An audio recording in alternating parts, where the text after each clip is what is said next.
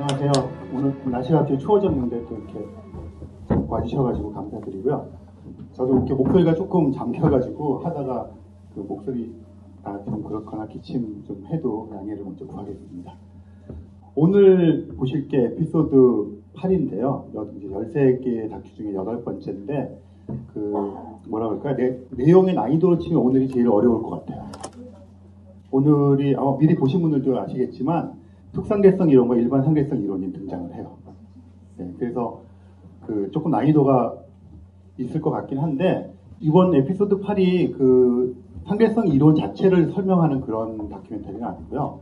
이 상계성 이론을 사용해서 우주 여행이라고 하는 것에 상계성 이론이 쓰이는 그것을 위해서 상계성 이론 설명을 좀 해요.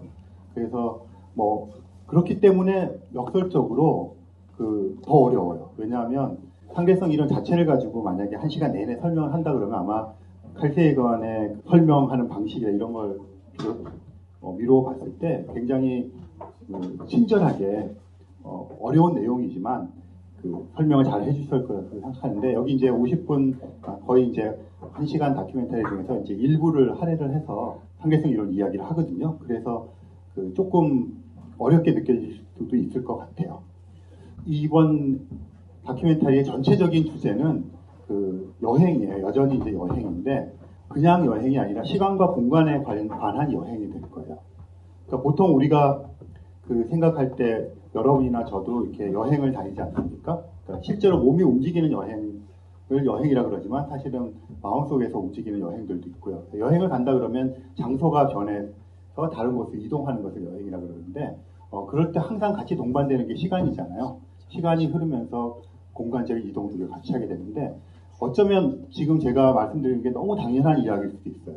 그렇지만 굉장히 오랜 시간 동안, 세월 동안 사람들은 시간과 공간이라고 하는 것이 서로 어떻게 연관되어 있는지에 대해서 그렇게 크게 자각하지 못했어요. 그러니까 오히려 그래서 이제 시간을 타임이라고 그러잖아요, 영어로. 그리고 공간을 스페이스라고 그러는데 아인슈타인은 시공간이라는 개념을 도입했대요. 그래서 스페이스 타임이라는 얘기를 쓰거든요. 근데 돌이켜 생각해보면 우리 동양권에서는 그냥 시공이란 말이 그냥 자연스럽게 쓰였던 것 같아요. 그래서 이미 삶 속에서 시공이라고 하는 것이 분리되는 것이 아니라 같이 갈 수밖에 없는 것이라고 하는 것들을 우리 이쪽 동양의 철학자들이 이미 알고 있었던 것 같아요. 근데 어쨌든 시공간이라고 하는 개념으로 시간과 공간이 독립적이지 않고 한꺼번에 가야만 되는 것이라는 것을 이제 아인슈타인이 과학적으로 이제 이야기하기 시작했던 거죠. 그리고 그걸 실제 우리 세상에 적용한 게 굉장히 중요해요, 사실. 시공이라는 개념 자체보다. 그래서 오늘 나올 이야기의 주제가 시간과 공간인데요. 그 시간과 공간에 대한 것을 가지고 몇 가지 테마를 이야기를 해요. 그래서 어떤 것들이 제가 간략하게 이렇게 좀 보충 설명을 드리고, 그 다음에 다큐멘터리 같이 보시면 좋을 것 같아요. 여기 이제 별자리인데, 여름철 별자리예요. 여기 십자가로 보이는 게 백조자리라고 하는 자리고요. 아마 서울에서도 잘 보이는 자리예요. 여름철에 또는 여름철 별자리니까 이게 별자리라고 할 때 왜 봄철 별자리, 여름철 별자리 그렇게 이야기를 하잖아요. 그럴 때 이제 대표적인 별자리들 얘기를 해요. 그래서 예를 들면 요 백조자리가 이렇게 십자가처럼 생긴 백조자리고 여기가 사실은 이렇게 은하수가 이렇게 흐르는데 저 백조자리를 여름철의 대표적인 별자리라고 얘기를 합니다. 그런데 여름철 해 지자마자 이렇게 둘러보면 아무리 찾아도 없어요. 백조자리가. 왜 그러냐면 여름철의 대표적인 별자리라고 얘기할 때 백조자리가 밤 12시에 머리 위에 이렇게 떠 있는 것을 이야기를 해요. 그 기준이.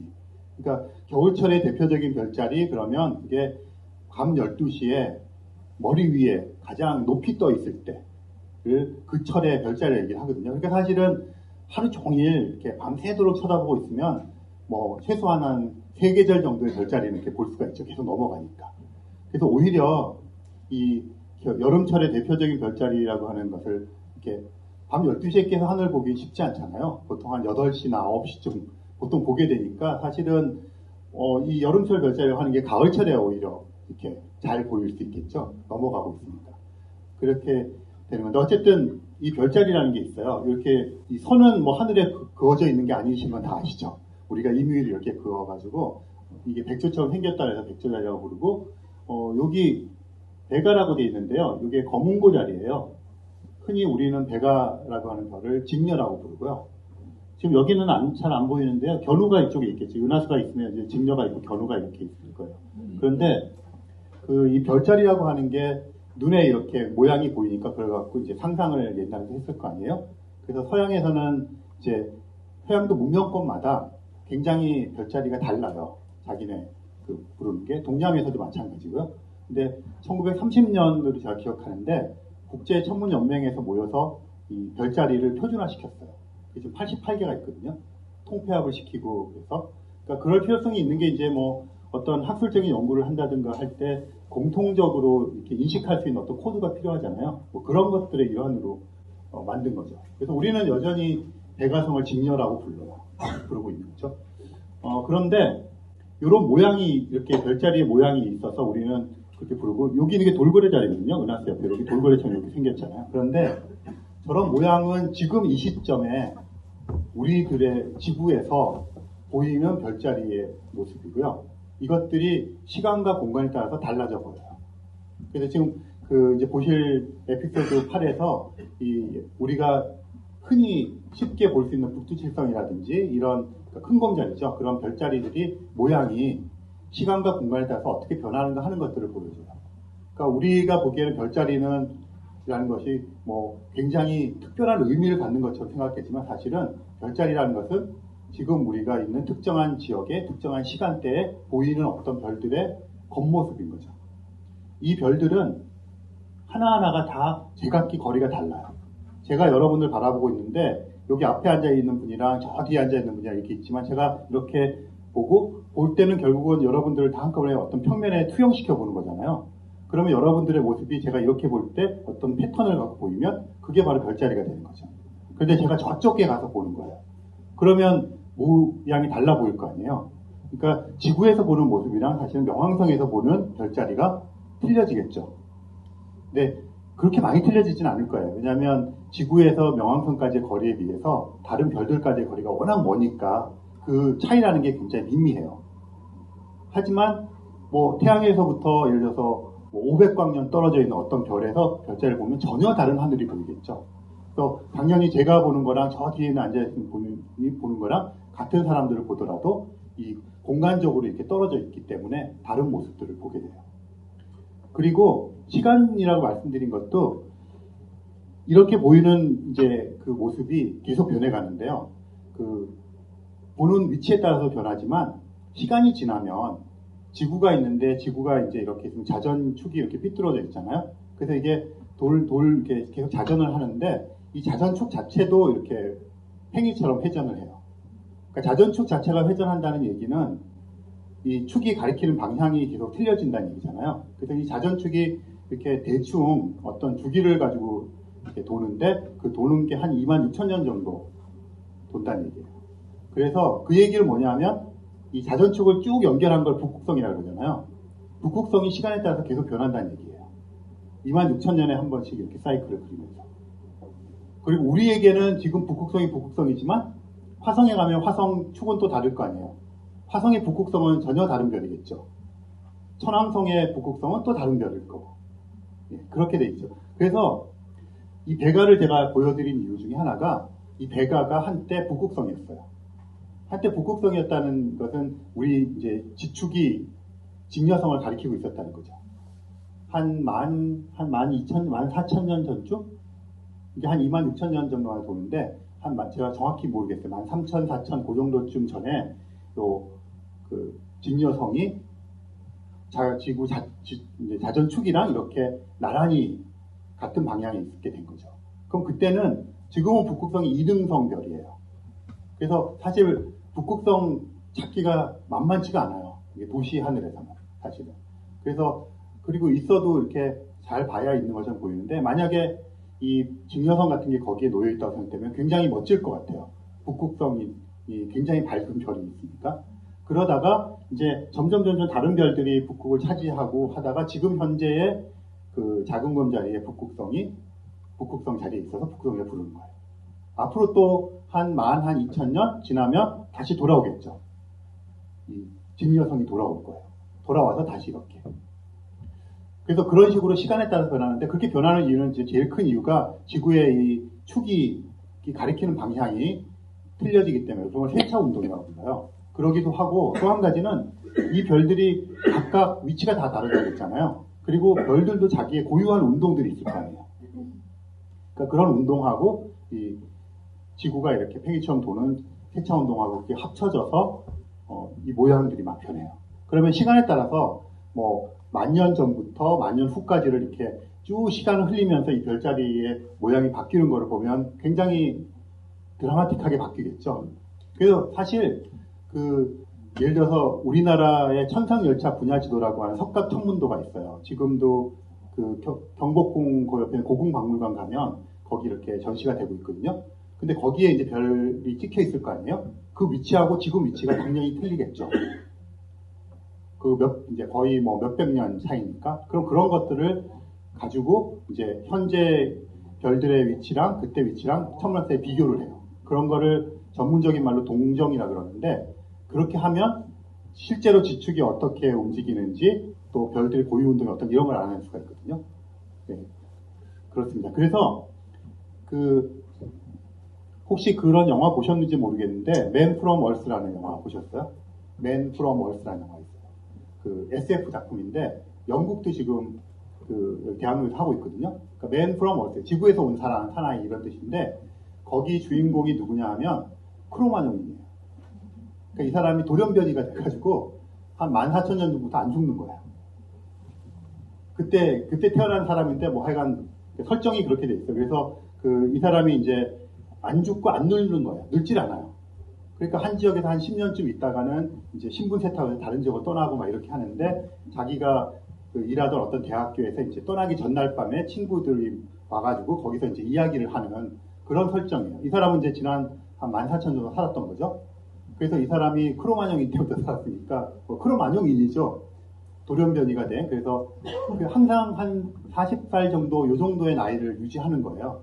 그러면서 계속 이제 다른 직업을, 왜냐면 한 10년쯤 되면 자기만 안 늙는 거잖아요. 그래서 다니는 건데, 이 사람이 이제 자기 동료들 앉혀놓고 막 이야기를 해요. 이야기를 하다가 이제 자기 신분이 들통날 것이라고 생기니까 이제 자기가 누구였다고 얘기를 하는 거예요. 막 역사적인 현장에서 이 사람이 옛날에 부처님이었던 거예요. 그렇다고 자기가 얘기를 해요. 사람들은 이제 계속 이제 뻥치지 마라 이러고 있는 거죠. 조금 이따 자기가 예수였다는 거예요. 그래서 각종 역사에 등장하는 모든 중요한 시점에 중요한 인물이 다 자기였던 거예요. 네, 그렇게 해서 이렇게 나가는 거니까 한 지난 14,000년 동안 역사를 그 속에서 다 이렇게 하고, 물론 이제 극적인 장치가 있어요. 뭐 이렇게 자기 늙은 아들을 발견하는데 뭐 이런 식의 것들이 있긴 하지만, 그래서 그거 보면서 저는 제가 Man from Earth라는 소설이나 영화를 만들면 어떻게 만들까 했더니, 저 같으면 이걸 할 것 같아요. 14,000년 전에 그러니까 북극성이 계속 변해가는 과정을 이렇게 쳐다보는 어떤 사나이의 이야기 이런 거를 좀 해보면 굉장히 멋질 것 같다는 생각이 들었거든요. 이게 한번 보세요. SF 영화인데 저예산 SF 영화로 굉장히 좋고요. 왜냐하면 거기 이렇게 모여가지고 계속 그 얘기 하는 거예요. 내가 예수였다, 내가 뭐 남북전쟁 때 뭐였다 막 이러는 거예요. 그러니까 그런데 돌이켜 생각해보면 그렇게 쭉 한 사람이 이야기하는 과정에 우리 인류의 역사를 쭉 담고 있잖아요. 그래서 굉장히 멋진 작품인 것 같고요. 또 대학로에 아마 아직 5월달까지는 해요. 가다 보면 연출하시는 분이 제 고등학교 후배예요. 그러니까 그때 제가 연출할 때 배구였던 친구거든요. 가서 한번 보시라고 또 광고를 조금 하고요. 어쨌든 그렇습니다. 그래서 이게 천년만년 변하지 않을 것 같지만, 지금 말씀드린 그런 요소들 때문에 변해나가는 과정이 굉장히 재밌게 묘사가 되어 있어요. 그래서 한번 즐기시면 좋을 것 같고요. 그 다음에 칼 세이건이 지난번인지 지지난번인지 외계 행성에 대해서 이야기하는 장면이, 아이들을 앉혀놓고 강의하면서, 이게 1980년 당시 다큐멘터리를 만들었으니까 1992년부터 이제 외계 행성이 발견이 되기 시작하거든요. 그래서 칼 세이건이 이제 학생들한테 여러분들이 컸을 때쯤이면 외계 행성이 발견되고 이런 이야기를 막 하잖아요. 그리고 실제 이제 발견이 되었고요. 그리고 칼 세이건은 다행히도 발견된 것을 보고 이제 죽었고, 그런데 이 다큐멘터리에도 잠깐 행성에 대한 이야기가 나와요. 이번 에피소드 8이 그 여행에 대한 이야기를 말씀드렸잖아요. 그래서 처음에 그 시공간이라고 하는 개념이 어떻게 통합되어 있는지 얘기를 하고 상대성 이론 이야기를 좀 하고 그 상대성 이론을 바탕으로 우리가 굉장히 멀리 떨어져 있는 어떤 천체에 어떻게 좀 빨리 도달할 수 있는가 하는 데 대한 이야기를 해요. 이론적인 이야기. 그리고 실제로 그렇게 가기 위해서 우리가 어떤 노력을 해야 되는가 하는 이야기를 하면서 행성 이야기를 중간에 잠깐 하거든요. 근데 1980년 당시면 외계 행성 발견된 적 없고요. 태양계라고 하는 곳이 우주 전체의 행성계 유일하게 우리가 알고 있는 행성계잖아요. 근데 태양계 행성들의 모습을 보면 그 태양에 가까운 쪽에 수성, 금성, 지구, 화성이 이렇게 있고 그 다음에 소행성대라 그래서 작은 그 돌멩이들이 이렇게 널려 있고 그 다음에 목성, 토성, 천왕성, 해왕성, 그 다음에 명왕성 이렇게 되어 있거든요. 명왕성을 제외하면 안쪽에 있는 것들은 그 표면이 딱딱해요.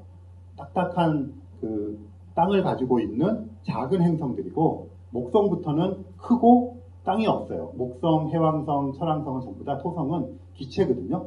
그래서 거기는 착륙선이 내려서 착륙했다 이런 말을 할 수가 없어요.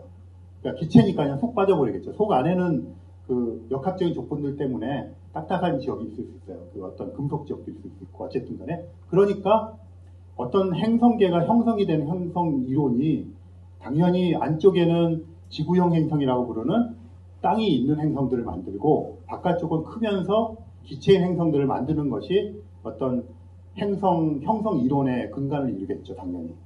그러니까 어쨌든 태양계가 하나의 샘플이니까. 그런데 이 칼 세이건은 그 당시 또는 그 이전부터 벌써 굉장히 다양한 종류의 태양계가 있을 수 있다는 것을 그 이야기를 해요. 그리고 컴퓨터 시뮬레이션을 해요.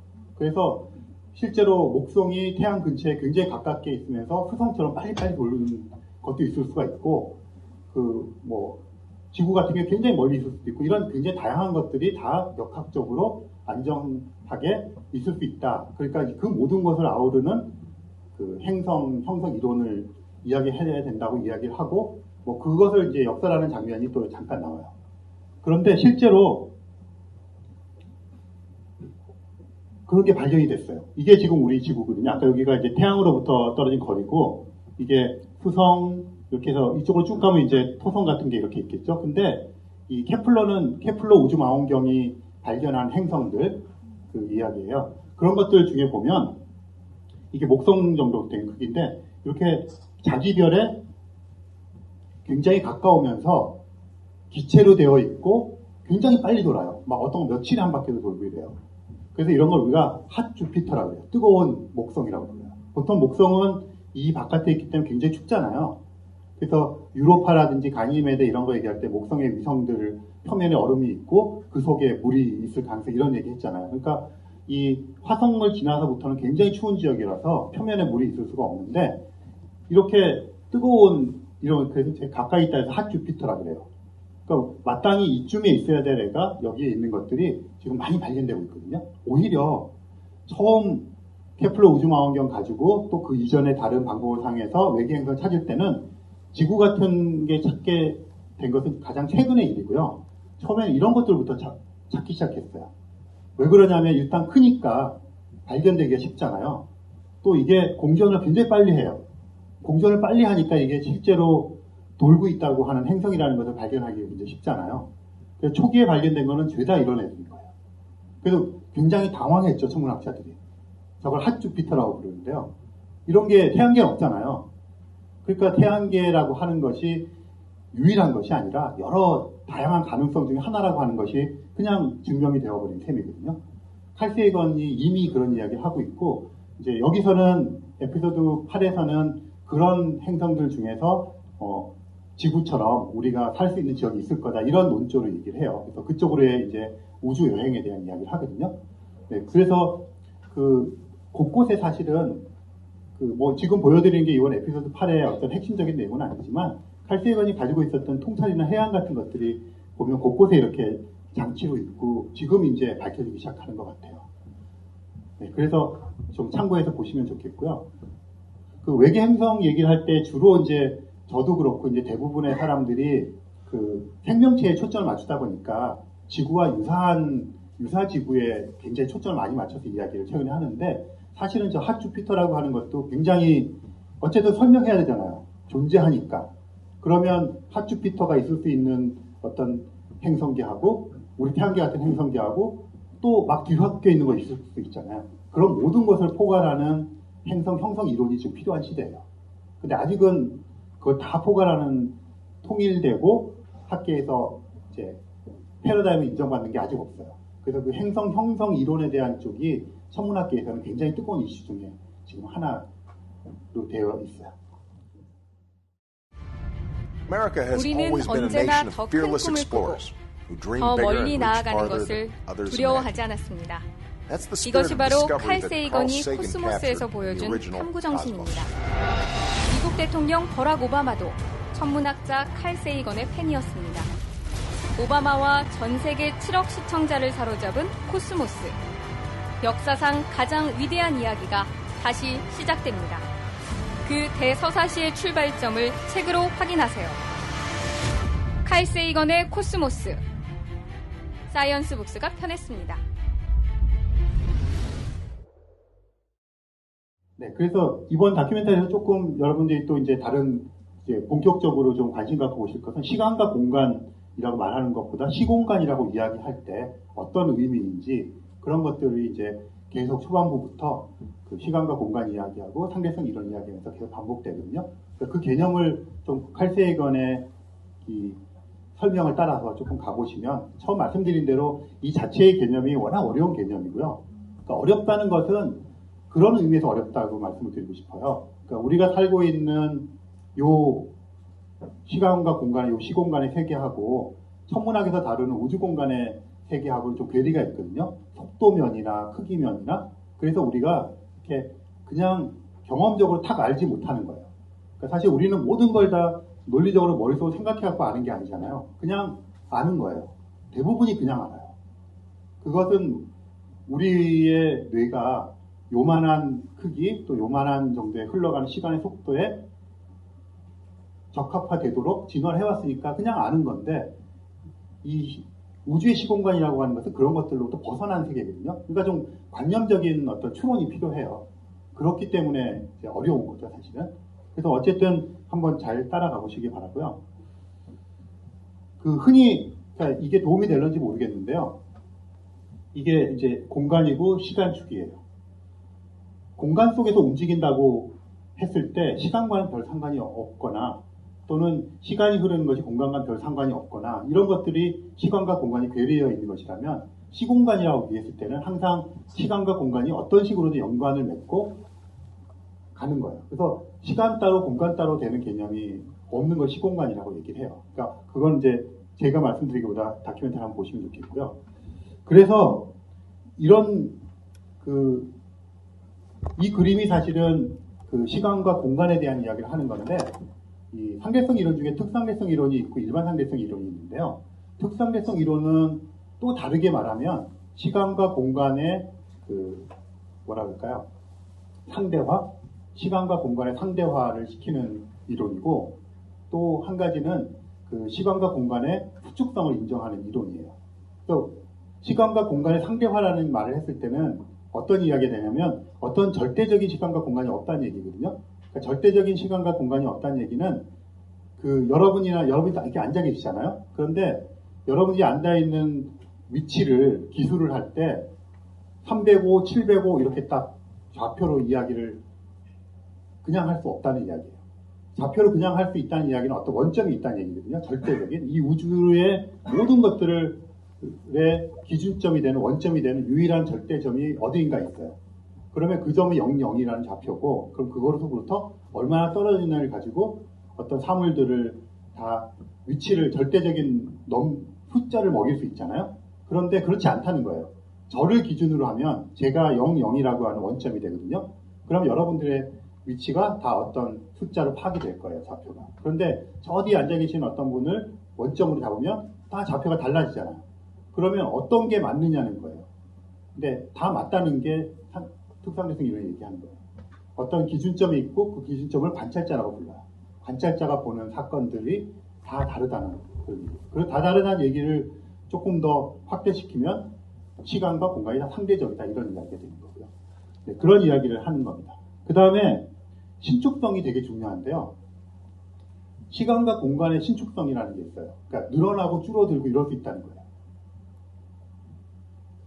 시간이라는 걸 따질 때 우리가 제일 먼저 따져봐야 될 시간의 양이 뭐냐면 시간 간격이에요.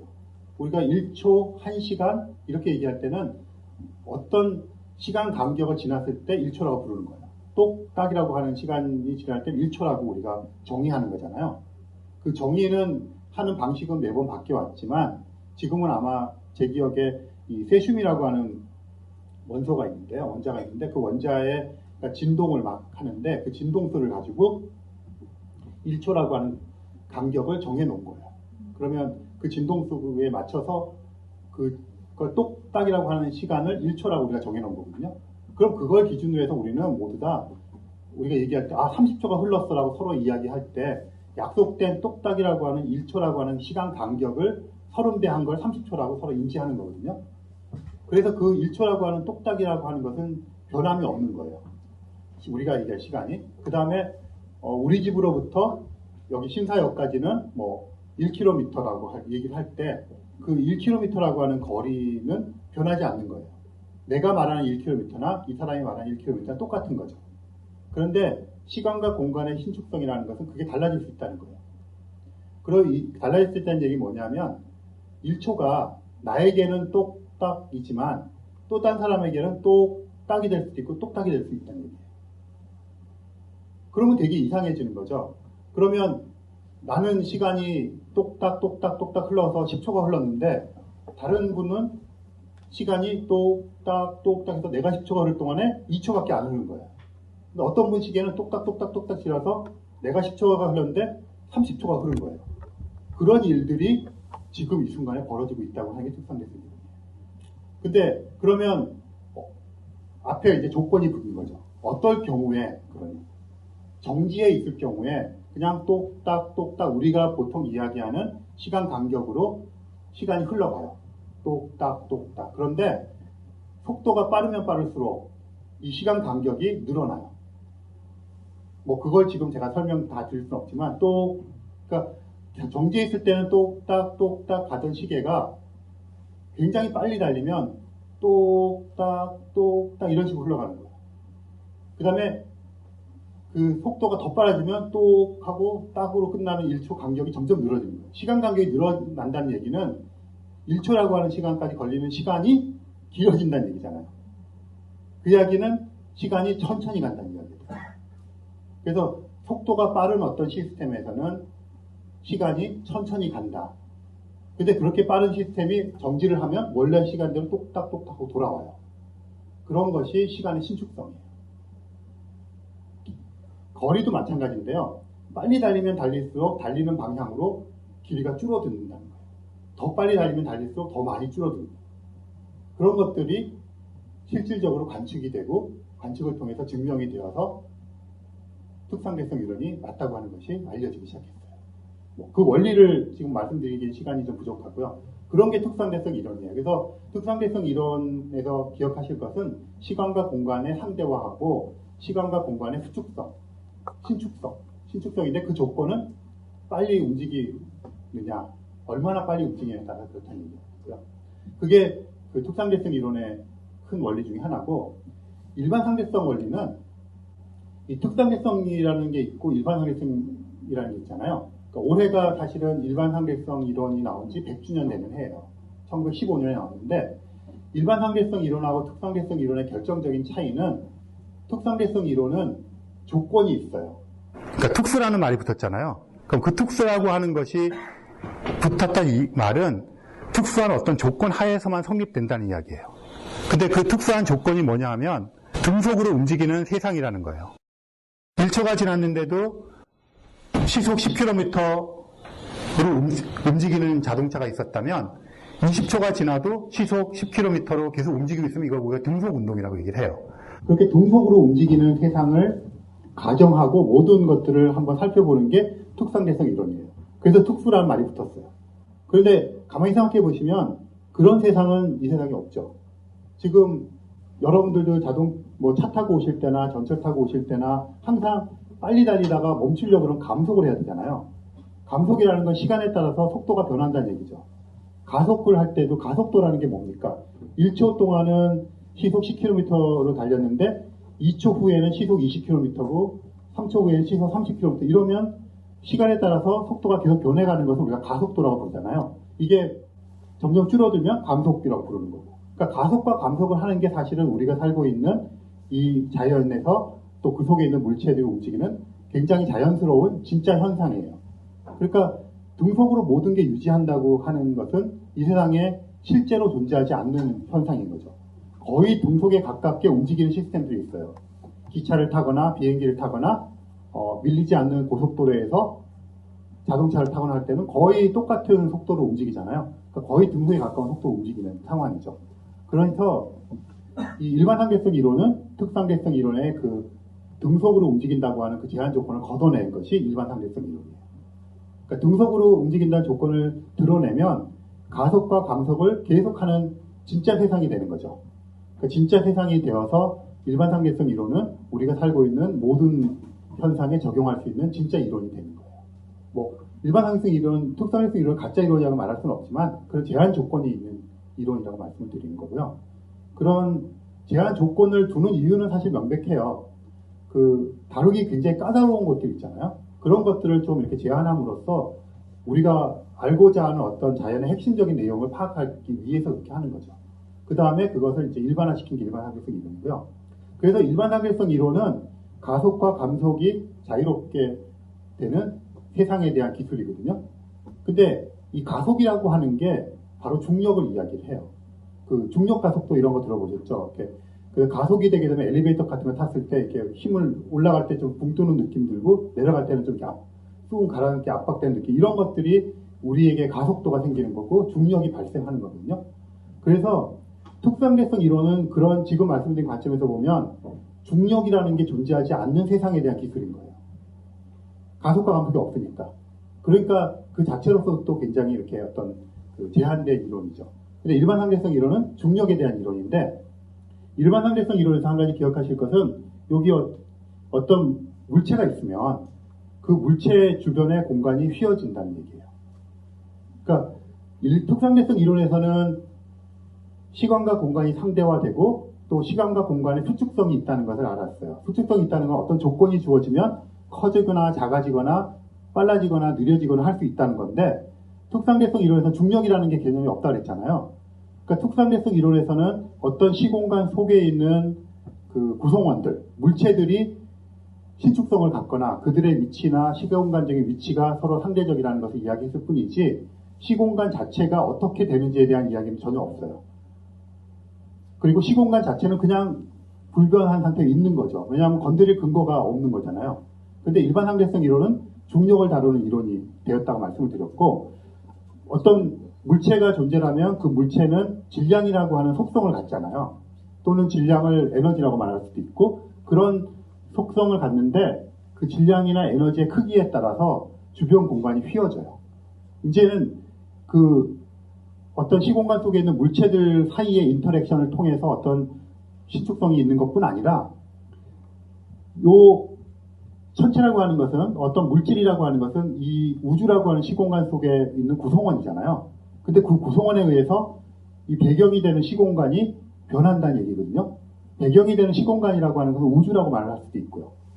우주 공간이라고 말할 수도 있고 근데 그런 것이 얘가 크면 클수록 많이 휘어지고 덜 무거울수록 덜 휘어지고 만약에 지금 지구처럼 보이는데 얘가 이렇게 공전을 해가면 여기가 다시 쫙 펴져요.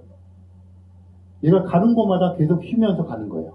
그러니까 여러분들이 들어오시기 전에 여기 지금 의자만 놔뒀잖아요. 그럼 공간이 비교적 잘 펴져 있다가 여러분 들어와서 앉는 바람에 여러분들의 질량에 의해서 주변 공간이 지금 더 많이 휘어져 있죠. 강연이 끝나고 다 나가시면 다시 쫙 펴지는 거예요. 그 이야기는 우주 속에 있는 구성원들하고 우주 공간 자체가 인터랙션을 하면서 우주의 모습이나 특징이 그 속에 있는 구성원들에 의해서 결정지어진다 하는 말이에요. 그러니까 모든 것이 인터랙션을 한다고 하는 것을 일반상대성 이론에서 이야기해주고요. 일반 상대성 이론에서의 중력이라는 것은 이 물체가 가지고 있는 그 질량이나 에너지의 크기에 따라서 주변 공간이 휘어진다 그랬잖아요. 이게 많이 휘어지는 것을 중력이 크다고 얘기를 해요. 덜 휘어지는 건 중력이 약하다고 얘기해요. 그럼 어떤 이야기가 되느냐면 이게 굉장히 질량이 큰 물체였으면 많이 휘어졌을 거 아니에요? 많이 휘어졌다는 얘기를 상대성 이론에서는 곡률이 크다고 얘기를 해요. 곡률이 크다는 얘기는 그 근처에 우리가 지나가다 보면 잘못 삐끄덕하면 그냥 바로 굴러 떨어지잖아요. 근데 질량이 굉장히 작은 애가 있어서 이게 약간만 휘어져 있어요. 그러면 약간 삐걱해도 굴러 떨어지지 않잖아요. 바로 굴러 떨어진다는 얘기는 곡률이 크다는 얘기고 그것은 질량, 중력이 세다는 얘기랑 치환시켜서 얘기를 하는 거예요. 그래서 옛날에 뉴턴의 만유인력에서는 어떤 물체가 존재하면 잡아당기는 힘이 크다. 그래서 인력이라고 얘기했잖아요. 그게 중력이거든요. 근데 상대성 이론으로 들어오게 되면 힘이라는 단어가 없어지죠. 여기서는. 단지 어떤 물체가 만들어 놓은 곡률에 따라서 시공간의 곡률에 따라서 주변에 있는 물체들이 굴러 떨어지는 거죠. 이게 가파르면 가파를수록 많이 굴러 떨어지고 별로 안 가파르면 천천히 굴러 떨어지는 거죠. 그런 개념으로 되니까 이제는 힘이라는 이야기가 없고 굉장히 기하학적인 이야기로 나와요. 그래서 흔히 그래서 상대성 이론을 기하학의 이론이라고 불러요. 여기서 힘이라는 개념이 존재하지 않아요. 예. 그래서 이런 이야기들이 아주 핵심적인 특상대성 이론과 일반 상대성 이론이고요. 지금 이야기하다 보니까 시간과 공간이라는 것을 이야기하는데 떼어놓고 이야기할 수가 없는 존재가 되고 심지어는 이 구성원들하고 시공간 자체도 서로 인터랙션을 하는 거니까 사실은 이 우리가 살고 있는 우주 시공간이 이 순간에도 끊임없이 변해가는 거죠. 우리에 의해서. 여러분들이 또 밖에 나가면 이게 쫙 펴지니까 우주 공간이 그 사이에 변한 거잖아요. 모든 우주 공간 속에 있는 구성원들에 의해서 우주 공간의 모습이 시시각각으로 변해나가는 거죠. 그렇다면 우주는 그냥 그 시공간은 곧 그 속에 있는 구성원들 자체라고 이야기를 해도 되는 그런 이야기가 되죠. 그래서 일반 상대성 이론의 가장 중요한 점 중에 하나가 시공간 자체가 구성원들에 의해서 끊임없이 영향을 받아서 변한다 하는 것이에요. 시간과 공간이라는 것도 그런 관점에서 생각을 해보자는 것이고요. 이런 일반 상대성 이론과 특상대성 이론을 가지고 이제 여행을 떠난다고 생각을 해봅시다. 우주 여행을 떠나면 우주라고 하는 공간이 이제는 시간과 공간이 딱 정해져 있는 것이 아니고 시간이 천천히 갈 수도 있고 길이가 짧아질 수도 있고 또 시공간이 굴곡이 생길 수도 있고 이런 가변적인 공간이라는 것을 생각하시고 우주 여행이라는 것을 받아들여야지 진짜 우주 여행이 어떤 것이라는 것을 알 수가 있어요. 마치 지구에서처럼 우리가 다니는 여행을 생각해서는 그 여행은 시공간이라는 것이 딱딱하게 정해져 있고 단지 우리가 공간적으로 이동하는 형태잖아요. 근데 우주 공간 속에서 그렇지가 않기 때문에 이 일반 상대성 이론과 특상대성 이론을 먼저 조금 알고 여행을 떠나야 되는 거죠. 그러니까 이렇게 되면 우주 여행이라는 것이 곧 시간 여행이라고 공간 여행이라는 게 곧 시간 여행이 되는 것이기 때문에 일상적으로 우리가 갔다가 왔다고 했을 때 시간이 그대로 보존되리라는 법칙이 없죠. 항상 시간과 공간은 가변적으로 변해 있겠죠. 그래서 우주 여행을 이야기할 때는 항상 시간 여행을 같이 섞어서 이야기할 수밖에 없게 되는 거예요. 그 이유 중에 하나가 지금 말씀드린 이런 것들이고요. 네, 그 다음에 이제 그 끄트머리에 칼 세이건이 그 당시에 80년대 당시에 제안한 우주 여행에 대한 그 몇 가지 계획들을 이야기를 합니다. 근데 그 여기서 이야기하는 우주 여행은 뭐 태양계 내에서 토성을 탐사한다든 이런 것이 아니고요. 그야말로 뭐 인터스텔라 영화에 나온 것처럼 인터스텔라 그 트래버를 얘기하는 거예요. 우주 공간으로 나아가서 태양계를 벗어나서 그 어떤 여행을 할 때 우리가 어떻게 할 수 있겠느냐. 그러니까 태양계 내는 사실 지금 영왕성까지 가는 그 뉴호라이즌인가요? 그 탐사선이 올 여름에 도착을 하거든요. 그 2006년에 출발했어요. 그러니까 한 10년 정도 걸려서 영왕성쯤 가는 거니까 사실 태양계 내에 그 여행을 우리가 한다고 했을 때 난관이 많지만 뭐 10년, 20년 정도의 시간이니까 충분히 이렇게 뭐 왔다 갔다 할 수 있는 건데 인터스텔라 진짜 다른 별로의 여행 이렇게 했을 때는 그런 식의 관점이 아니라 그 상대성 이론을 이용한 시공간의 변화를 가지고 해야만 하는 여행에 부딪히거든요. 그리고 시간도 뭐 1, 2년의 문제가 아닐 거 아니에요. 10년의 문제가 아닐 거기 때문에 그 여러 가지 이야기를 합니다. 근데 여기 지금 올리버란 분은 초창기에 칼 세이건을 도와서 우주생물학 분야를 개척하신 분 중에 한 분인데 일부러 이렇게 한마디를 써왔어요. 인터스텔라 플라이트라는 게 이제 그 성간 여행을 이야기하는 건데 사실 우리가 이야기할 때 굉장히 간과하는 것 중에 하나가 에너지 문제예요. 그러니까 예를 들어서 이제 다큐멘터리를 보시면 아시겠지만 이 제일 가까운 이제 다른 태양계까지 그러니까 빛의 속도로 한 4.3년 걸리거든요. 보이저호가 이제 지금 태양계 밖으로 벗어나고 있는데 그 보이저호의 속도로 가도 5만 년에서 7만 년 정도가 걸려요. 그러면 그런 식으로 여행을 할 수는 없는 거 아니에요, 우리가? 그러니까 여행을 하자면 아까 시간 단축형, 시간이 천천히 가는 현상이 있다 그랬잖아요. 빨리 달릴수록. 그런 걸 이용을 해야 될 거예요. 그래서 거의 빛의 속도에 가깝게 빨리 달리면 이 시간이 점점 천천히 가니까 로켓을 타고 가고 있는 내가 시간이 굉장히 천천히 가니까 5만 년에 갈 거리를 4시간으로는 뭐 한 100년 만에 갈 수가 있는 거예요. 상대성 이론에서 그런 것들이 어떻게 되는지 칼 세이건이 설명을 해주실 텐데 그렇기 때문에 그런 식의 여행을 해야 되거든요. 그런데 그건 이론적으로는 가능해요. 상대성 이론 공식만 알고 있으면 금방 계산하는데 흔히 우리가 간과하는 것은 그런 이론이 실제 로켓이 되기 위한 그 사이의 작업이거든요. 그 사이의 작업을 공학이라고 불러요. 그러니까 과학자들은 이론적으로 그것의 타당성 이런 것들 계산을 하지만 그것이 실제로 실제 우리가 살고 있는 세상에서 구현되기 위해서 그런 작업을 하는 것들이 엔지니어가 하는 작업이잖아요. 공학자들이. 근데 공학자들이 하는 작업은 이것이 실제로 그런 로켓이 있으려면 얼마나 강력한 엔진이 있어야 되고 또 연료는 얼마나 소비가 되고 그런 빠른 속도를 견뎌낼 수 있는 소재가 있어야 되고 뭐 이런 것들을 공학자들이 연구를 할 거예요. 그 다음에 생명공학자들 그 속에서 우리가 살 수 있는지 뭐 이런 것들을 연구를 해야 될 거란 말이죠. 근데 항상 그 부분을 우리가 간과하는 경향이 있어요. 그러니까 상대성 이론에서는 진짜 굉장히 멀리 있는 것도 시간을 무한정 빛의 속도에 가깝게 해서 천천히 가게 하면 엄청나게 멀리 있는 것도 굉장히 빠른 시간에 갈 수 있잖아요. 그러면 마치 당장이라도 갈 수 있는 것처럼 우리는 흥분을 하지만 그 다음 단계에서 지난한 노력이 필요하다고 하는 걸 항상 망각을 해요. 그래서 그런 것들을 조금 일깨우는 것이고요. 그래서 이 에너지 문제가 되게 심각해요. 왜냐하면 빨리 달리기 하려면 할수록 그 말은 이제 가속을 빨리 한다는 얘기인데 하면 할수록 순간적으로 투입하는 에너지가 커야 되는 거죠. 다들 경험하시지만 뭐 어떤 일을 하기 위해서 우리가 힘을 모았다가 한꺼번에 힘을 순간적으로 확 쏟아 부어야 뭔가가 이루어지는 거잖아요. 그러면 우리가 원하는 정도의 속도로 원하는 정도의 시간 안에 어떤 다른 그 행성계로 여행을 하려고 그러면 어쩔 수 없이 해야 되는 일이 짧은 시간 안에 막대한 에너지를 투입을 해야 되는 건데 그러면 에너지가 어디 있냐는 거예요. 우리가 가지고 있는 가장 큰 에너지 소스는 태양계인데 예를 들어서 뭐 계산에 따라 좀 틀리겠지만 태양계 전체를 1초 동안에 다 떼는 거예요. 불 쏘시게요. 그래도 이 정도 속도밖에 못 얻겠다 이런 게 있을 거 아니에요. 그러니까 그런 자연의 한계가 있기 때문에 우주 여행이라고 하는 것이 이렇게 이론만큼 냉큼 다가오는 미래가 아니다. 이런 말을 굉장히 이분은 그야말로 그런 외계 생명체를 찾거나 우주 여행에 대한 가장 선봉에 섰던 분인데 굉장히 냉철하게 그런 이야기를 하고 있고 여전히 우리가 앞으로 몇백 년 동안 극복해야 될 가장 큰 과제가 이걸 거라고 생각을 해요. 네, 그래서 오늘 아마 그 다큐멘터리에 이런 몇 가지 소재들이 이렇게 반복되면서 이야기가 나올 거고요. 그래서 시간과 공간이라는 키워드를 가지고 한번 쭉 보시면 좋을 것 같습니다. 생명사랑의 전도사 제인구달의 신작 희망의 씨앗이 나왔습니다.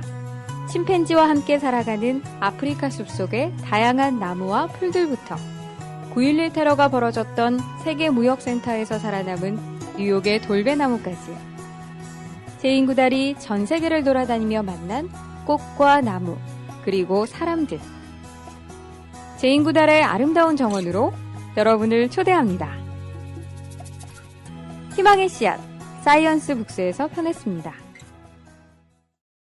여기도 이야기한 것처럼 그 우주 여행이라는 것이 시간 여행이라고 그렇게 되는 것이 뭐 마지막에는 시간 여러분이 생각하는 타임머신에 대한 이야기를 했지만 기본적으로 현재 우리가 가지고 있는 그 테크놀로지나 또는 어떤 이론적인 기반을 가지고 우주 여행을 떠나면 시간 여행일 수밖에 없는 것이 여기서 얘기했지만 굉장히 빠른 속도로 어디론가 가면 그 우주선을 타고 있는 사람의 시간이 천천히 가는 거예요. 빨리 가기 때문에. 하지만 지구에 남아있는 사람들은 거의 정지해 있기 때문에 시간이 그냥 지구 시간처럼 가는 거거든요. 그러니까 한번 그렇게 갔다가 오면 뭐 한 10년을 갔다 왔다 그러면 지구는 이미 뭐 몇백 년이나 몇천 년이 흘러 있을 수밖에 없거든요. 그래서 갔다가 왔는데도 자기가 예전에 있던 시간대로 돌아오는 것은 불가능해요. 그렇기 때문에 어디론가 우주 공간에서 여행을 거의 빛의 속도로 빠르게 간다고 하는 것은 이미 이제 고향에서의 시간을 포기하고 가는 것이거든요. 그런 의미에서 뭐라 그럴까요? 시간이라는 것하고 여행이라는 것이 구분될 수 없다는 것을 보여준 거고요. 그 기반이 되는 것이 이제 상대성 이론에서 시간과 공간의 신축성이 되는 거죠. 네, 질문 주시면. 처음에 핫 주피터에 대해서 네. 말씀해 주셨잖아요. 기존의 목성과 다른데 왜 굳이 그 같은 핫만 붙여서 핫 주피터로 명명을 했는지 다른 새로운 이름을 만들지 네. 않고 그게 궁금했습니다. 네, 그 주피터라고 했을 땐 목성이라는 뜻이잖아요. 목성이랑 거의 똑같아요. 그러니까 똑같다는 얘기는 크기가 목성 정도만큼 크니까 목성형이라고 붙인 거고요. 그리고 얘네들이 기체로 되어 있어요. 그러니까 목성이랑 똑같은데 위치만 그 어떤 자기가 속해 있는 별에서 멀리 떨어져 있으면 이제 거기까지 별빛 전달되는 게 시간이 걸리고 거리가 있으니까 차갑잖아요. 목성. 근데 이거는 가까이 있으니까 뜨거워요. 그리고 표면이 기체가 막 증발되고 있고 막 그런 현상이 있을 거 아닙니까? 그래서 핫이란 말이 붙은 거예요. 네, 아까 웜홀을 통해서 네. 시간 여행이 가능할 수 있다 하셨잖아요. 근데 그러면은 그 블랙홀의 그 사거리 지평선을 지날 때 네. 그때는 중력이 너무 세기 때문에 중력이 무한대로 되기 때문에 시간이 멈추게 되는데 그러면은 우주선은 관찰자가 봤을 때는 움직이지 않는 것일 텐데 그럼 그건 어떻게 되는 건가요? 그게 인터스텔라 영화 혹시 보셨어요? 네. 인터스텔라 영화 보면, 그러니까 사실은 우리가 이런 몸뚱아리로 말한 대로 이렇게 블랙홀이나 웜홀 같은 데 지나게 되면 중력 문제 때문에 아마 통과 못 할 거예요. 이게 그냥 없어지겠죠. 그 전에 이게 다 이렇게 찢어져 버리거나. 그런데 지금 얘기하는 게 어떤 관점이냐면, 이렇게 바깥에서 관찰하는 사람 입장에서 보면, 이 사건의 지평이라는 게 그 탈출 속도가 빛의 속도랑 똑같아지는 지역이거든요. 근데 우리 여기서 얘기할 때 시간의 간격이 이렇게 늘어난다 그랬잖아요. 빨리 달리면 빨리 달릴수록. 그러니까 빛의 속도에 거의 가깝게 달리면 시간 간격이 엄청 늘어나서 1초가 똑딱이 아니라 똑 하고 엄청 길게 타기인데 사건의 지평선에 어떤 로켓이 도달했다고 그냥 가정을 해봅시다. 그러면 시간 간격이 거기서 무한대가 되거든요. 그러니까 똑 하고 안 끝나는 거예요. 시간 간격이 무한대가 된다는 얘기는 시간이라는 개념이 없어졌다는 얘기거든요. 그러니까 똑 하고 딱 끝나야 우리가 1초라고 부르는데 또 시작을 했는데 안 끝나는 거예요. 그러니까 바깥에서 관찰하는 사람 입장에서는 사건의 지평선을 통과하고 있는 로켓이 어떻게 보이냐면 그냥 거기에 머물러 있는 것처럼 보여요. 그래서 인터스텔라에서 아멜리아가 그 누구죠? 그 남자 이렇게 통과하는 거 볼 때 영원히 이렇게 머물러 있는 것처럼 보이는 이유가 그래서 그래요. 하지만 로켓을 타고 가는 사람 입장에서는 그냥 평상시처럼 시간이 똑딱똑딱똑딱 흘러가는 거거든요. 그러니까 자기는 통과해서 가고 있는 거예요. 그러니까 그러면 이제 바깥에서 보는 사람은 이 로켓이 거기에 멈춘 것처럼 보이고 그 로켓을 타고 가는 사람은 자기는 통과했다고 보니까 누가 맞느냐 아까 말씀드린 대로 관찰자 시점에 따라 틀려지는 거죠. 네, 그래서 사건의 지평선에서는 밖에서 관찰자 입장에서는 멈춰있는 것처럼 보이지만 통과하는 사람 입장에서는 물론 이게 물리적인 충격 같은 거를 다 그냥 없다고 치면 자기는 그냥 평상시처럼 로켓 타고 막 가고 있는 것처럼 그렇게 보일 거예요, 세상이. 네. 또 질문 주시면. 네. 그 인터스텔라에서 네. 그 지구하고 우주선 간에 뭔가 영상 같은 걸 보내잖아요. 근데 만약에 광속으로 진짜 멀리 갔어요. 그럼 그 간에 정보를 어떻게 전달을 하나요? 정보 전달하는 거는 뭐 간단하죠. 이렇게 녹화한 다음에 전파 안테나를 통해서 전파 송신을 하는 거죠. 전파라는 것이 빛이라는 게 눈에 보이는 거 가시광선이라고 그러거든요. 그리고 핸드폰이나 텔레비전 이런 것들은 전파라고 불러요. 근데 전파나 눈에 보이는 가시광선이나 자외선이나 이게 전부 다 전자기파라 그래서 다 빛이에요. 이 파장의 크기가 긴 빛을 전파라고 그러고 짧은 거를 가시광선이라고 그러는 거거든요. 더 짧은 자외선. 그러니까 전파는 빛의 속도로 날아오죠. 그 대신에 그 영화에서 보는 것처럼 그렇게 빨리 받아볼 수는 없죠. 예를 들어서 그 삼광년 떨어진 곳이면 오히려 3년이 걸리죠. 걔네들은 로켓 썰고 그런 게 아니라 빛의 속도 날아가기 때문에 3년이 걸리는 거고요. 로켓은 뭐 1년 만에 갔더라도 3년이 걸려야 우리에게 오는 것이고, 우리가 보내면 또 3년이 걸려야 가는 것이고. 그러니까 실제 그 인터스텔라라든지 영화에서 보는 것처럼 그런 식의 통신이 원활하지 못하겠죠. 보내는 것은 보내면 빛의 속도로 우리에게 떨어진 거리만큼 도달하죠. 3만 광년 떨어진 곳에 우리가 웜홀을 통해서 갔다. 그러면 돌아오는데 3만 년이 걸리는 거죠. 신호를 보내는데. 네, 그럼 받아볼 도리가 없겠죠. 네. 그 제일 마지막에 진화하는 그런 과정이 나왔잖아요. 네. 근데 만약에 그 과거를 통해서 어떻게 보면 지금 현재랑 미래를 이해할 수 있잖아요. 그러면은 그 과거에 진화된 그런 과정을 봤을 때 저희 인간의 진화한 미래 모습도 알 수 있나요? 그렇죠. 그러니까 미래라는 것은 항상 환경이랑 인터랙션을 하는 거잖아요. 그러니까 우리가 어떤 목적을 갖고 진화하는 것이 아니라 되는 대로 진화하는 거거든요. 그냥 그때 맞춰서 환경에 맞춰갖고 살아나오면 그게 진화거든요. 그러니까 진화라는 게 이렇게 정해져 있는 게 아니에요. 그러니까 우리가 어떻게 하고 싶다 이렇게 하는 것이 아니라 그냥 이렇게 살다 보니까 막 땜빵으로 맞춰서 가는 게 진화거든요. 그래서 살아나오면 진화했다 그러는 거고, 아니면 멸종해버리는 거니까. 그러니까 우리가 앞으로 어떻게 될지는 전혀 모르죠. 근데 다만 인간 종이 굉장히 특이한 것 중에 하나는 이런 생각을 하잖아요, 지금. 이런 생각을 막 해요. 그러니까 고릴라나 침팬지도 자해의식이 있어서 이게 거울 갖다 주면 그런 실험 많이 하거든요. 얼굴에다 막 뭘 묻혀놔요. 침팬지 얼굴. 그리고 거울을 보여주면 막 자기가 닦아요. 그건 자기가 거울 속 자기라는 걸 아는 자의식이 있지만, 그럼 침팬지들도 이런 상대성 이런 생각을 할까? 생각해보면 아닐 것 같아요. 그러니까 우리는 우리 자신의 운명에 대해서 생각을 하는 거거든요. 개인뿐 아니라 이 종 전체. 그렇다면 이미 우리는 우리 종의 어떤 미래에 대해서 우리 자신이 어떤 식으로 개입하려고 하는 의지를 갖게 된 것이고, 그건 막을 도리가 없는 거죠. 뭐 좋다 나쁘다의 문제가 아니라. 그러니까 그런 단계에 왔기 때문에 지금까지 자연 선택에 의해서 진화되어 오는 패턴과는 다르게 우리는 뭔가 지금 할지도 모르고 또는 하려고 하는 사람들도 있고 또 그런 것에 반하니까 그런 시대에 이미 우리는 들어섰기 때문에 지금까지의 진화랑은 다른 식의 진화가 되고, 우주 여행을 떠난다는 것도 사실은 자연의 법칙에 굉장히 거스르는 거잖아요. 그래서 우리가 어떤 식의 인위적인 작업을 해나가는 식이 되니까 그런 시대에 왔다고 볼 수가 있죠. 네, 또 질문 있으면 하겠습니다. 저는 그냥 공학적인 질문인데요. 광소에 가까울수록 그 질량이 엄청나게 늘어나잖아요. 그렇죠. 그 문제를 어떻게 해결하려고 하는지. 해결을 못하죠.